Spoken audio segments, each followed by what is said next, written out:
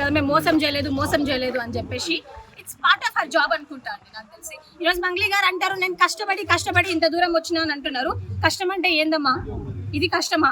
లేనోడి దగ్గర దోచుకొని తినడం ఇది కష్టం అంటారా? వాళ్ళ కడుపు కోతమ్మని ఒకటి చనిపోయారండి, వాళ్ళ ఫ్యామిలీని ఆదుకుంటారా? లేకపోతే ఈమె పైసలు పెట్టి వాళ్ళని చదివిస్తుందా? ఇష్టం వచ్చినట్టు ఏదో సోషల్ మీడియాలో పోస్ట్ చేయడం కాదు మంగ్లీ గారు.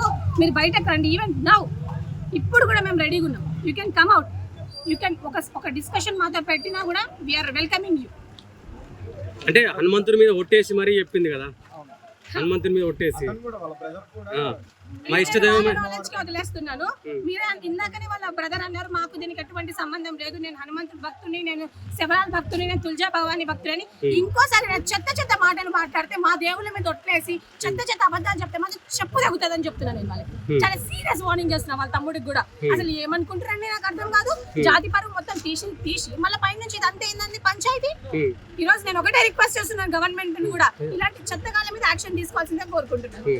ఫేక్ అలిగేషన్స్, మేము ఎటువంటి ఫేక్ అలిగేషన్స్ ఇక్కడ చేయట్లేదు. ఇప్పటికి కూడా we are clear on our stand. Mangli గారు is directly involved in this. ఏదో రిమాండ్ రిపోర్ట్ లో ఆమె పేరు లేనంత మాత్రం అవ్వదండి. ఇప్పుడు నా పేరు ఉందండి, నా పేరు చెప్పుకొని ఎవడో వచ్చి ఏదో స్కామ్ చేస్తాడు, పైసలు దొప్పుకొని తింటాడు, అప్పుడు నా రెస్పాన్సిబిలిటీ ఉంటుంది కదా మినిమం. ఈరోజు మంగ్లీ గారు పేరు చెప్పుకొని ఇన్ని డబ్బులు తండుకున్నప్పుడు మరి ఆమె రెస్పాన్సిబిలిటీ ఉంటుంది కదా. ఇంతమంది మొన్న మీరే తండాలకు పోయారు, అక్కడ తండాలలో అడుక్కుంటుంటే చెప్తుంటే వాళ్ళు ఏమంటున్నారండి, మరి ఎందుకు వచ్చినావు మా ఇంటికి 3-4 సార్లు అని అన్నారు.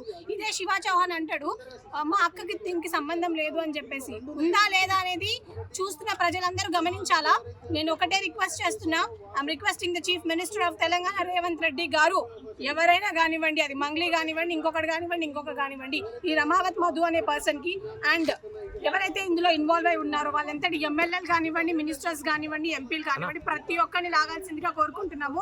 ఏదైతే 10% ఓట్ బ్యాంక్ ఉందో మా ఎస్టీ ఓట్ బ్యాంక్, అది చాలా చాలా ఇంపార్టెంట్. ఈ రోజు గవర్నమెంట్ కాంగ్రెస్ పార్టీ గద్దెనెక్కిందంటే it's only because of us.